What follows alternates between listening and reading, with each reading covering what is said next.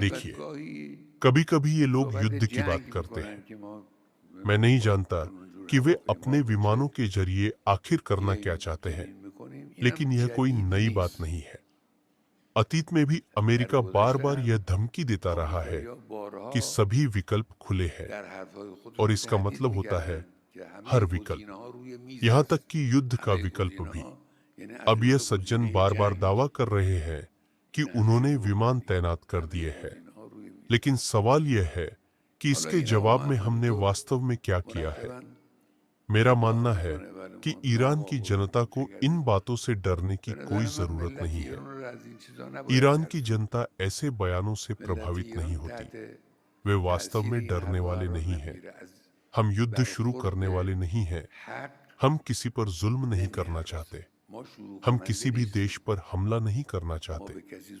लेकिन जब सामने कोई ऐसा हो जो लालची हो, जो हमला करना चाहता हो, जो नुकसान पहुंचाना चाहता हो, तो ईरान की जनता एक मजबूत और शक्तिशाली प्रतिरोध के रूप में खड़ी होगी।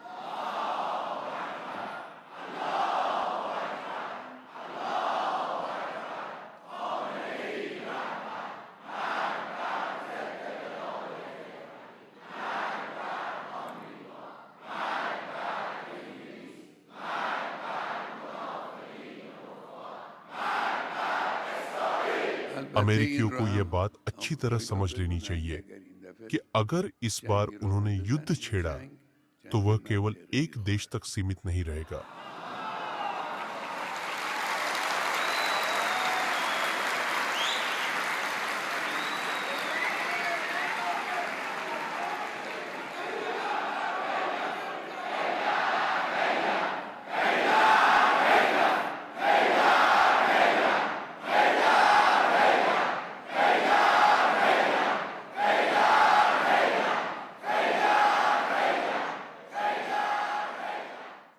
वह एक क्षेत्रीय युद्ध होगा। ईरान में बहुत सी आकर्षक चीजें हैं। ईरान का तेल एक आकर्षण है। ईरान की गैस एक आकर्षण है। ईरान की समृद्ध खनिज संपदा एक आकर्षण है। ईरान की भौगोलिक और रणनीतिक स्थिति एक बड़ा आकर्षण है। वे इस देश पर कब्जा करना चाहते हैं, ठीक उसी तरह जैसे उन्होंने पहले किया था। 30 वर्षों से अधिक समय तक अमेरिका ईरान में मौजूद रहा।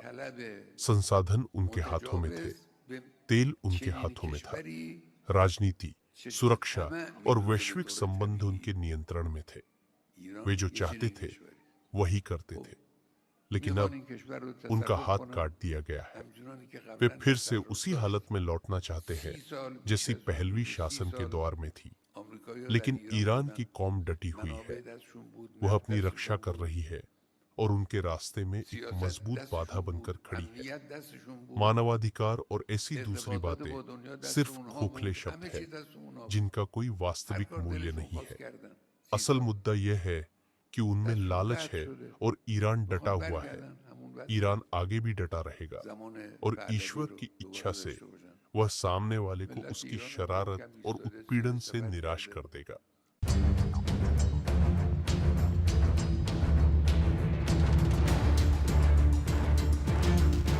अमेरिका और ईरान के बीच तनातनी लगातार चल रही है। लंबे समय से ये कयास लगाए जा रहे हैं कि अमेरिका अब हमला करेगा, तब हमला करेगा, लेकिन अभी तक यूएस आर्मी ने कोई भी सैन्य कार्रवाई नहीं की है।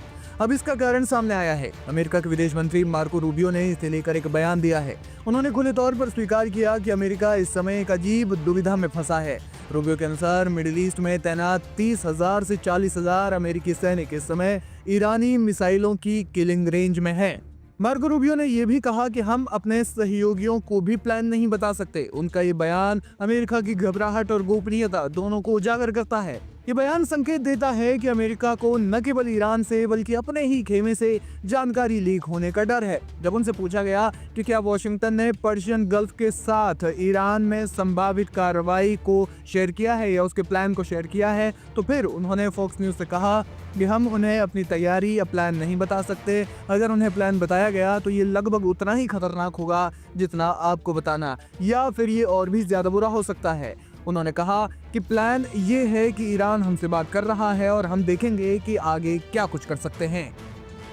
रूबियो ने यह भी माना कि ईरान का वर्तमान शासन 1979 के बाद सबसे कमजोर स्थिति में है। अमेरिका की योजना केवल हमला करना नहीं, बल्कि ईरान के भीतर उठ रहे नागरिक असंतोष का फायदा उठाकर वहां सत्ता परिवर्तन की नींव डालना भी हो सकता है। हालांकि ईरान के पास मौजूद रूस और चीन के आधुनिक एयर डिफेंस सिस्टम इस काम को ट्रंप के लिए आसान नहीं रहने देंगे। जानकार मानते हैं कि उन्होंने दुनिया के सामने शेखी बघारने के लिए ये सब कहा, क्योंकि अगर ऐसा होता तो फिर ईरान में रिजीम चेंज की जितनी कोशिशें हुई है वो कोशिशें अब तक पूरी हो जाती। राष्ट्रपति ट्रंप ने अपने अंदाज में आग में घी डालने का काम किया है। उन्होंने फारस की खाड़ी की ओर बढ़ रहे नौसैनिक बेड़े को वेनेजुएला के खिलाफ इस्तेमाल की गई ताकत से कहीं ज्यादा विशाल और घातक बताया। ट्रंप का संदेश साफ है, या तो ईरान पूरी तरह से आत्मसमर्पण करे या फिर जून 2025 में हुए परमाणु ठिकानों पर हमलों से भी बड़े विनाश के लिए तैयार रहे। इधर ईरान ने भी साफ कर दिया है कि वो झुकने वाला नहीं है। तेहरान ने अपनी चारों सैन्य शाखाओं थल सेना, वायुसेना, नौसेना और IRGC यानी पासदार-ए-इस्लाम को finger on the trigger mode पर डाल दिया है। ईरान का मुख्य हथियार उसकी मिसाइल सिटीज और होर्मुज जलडमरू मध्य की घेराबंदी है।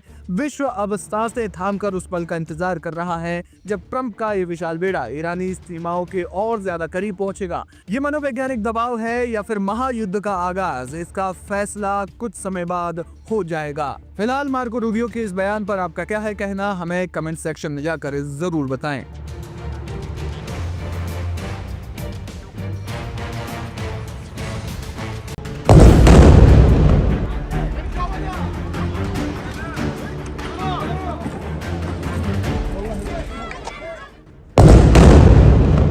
गाजा पट्टी में एक बार फिर बारूद की गंध और अपनों के खोने की चीखें गूंज रही हैं। एक और जहां कतर, मिस्र और अमेरिका के नेतृत्व में युद्ध विराम के दूसरे चरण को अंतिम रूप देने की कोशिशें चल रही थी, वहीं शनिवार तड़के इजराइल द्वारा की गई भीषण बमबारी ने शांति की उम्मीदों को करारा झटका दिया है। अस्पताल सूत्रों और अंतर्राष्ट्रीय समाचार एजेंसियों के अनुसार पिछले 24 घंटों में हुए विभिन्न हमलों में कम से कम 23 से 29 फिलिस्तीनियों की मौत हो गई है। शनिवार तड़के हुए हमले गाजा पट्टी के उत्तरी और दक्षिणी दोनों हिस्सों में केंद्रित थे। गाजा पट्टी में एक आवासीय अपार्टमेंट और एक स्थानीय पुलिस स्टेशन को निशाना बनाया गया। चिकित्सा अधिकारियों के अनुसार पुलिस स्टेशन पर हुए हमले में 11 लोगों की मौके पर ही मौत हो गई, जिनमें ड्यूटी पर तैनात कर्मचारी और पास से गुजर रहे नागरिक शामिल थे। वहीं दक्षिणी गाजा के खान यूनिस इलाके में स्थिति और भी हृदय विदारक रही। यहां विस्थापितों के लिए बनाए गए एक अस्थायी टेंट कैंप पर इजरायली मिसाइल गिरी। प्रत्यक्षदर्शियों ने बताया कि बमबारी के तुरंत बाद कैंप में आग लग गई, जिसमें सो रहे लोग झुलस गए। इस हमले में एक ही परिवार की 3 पीढ़ियां, दादा, उनके 3 बेटे और 3 पोते पोतियां मारे गए। अक्टूबर 2025 में हुए सीमित संघर्ष विराम समझौते के बाद से ये सबसे घातक हमलों में से एक माना जा रहा है।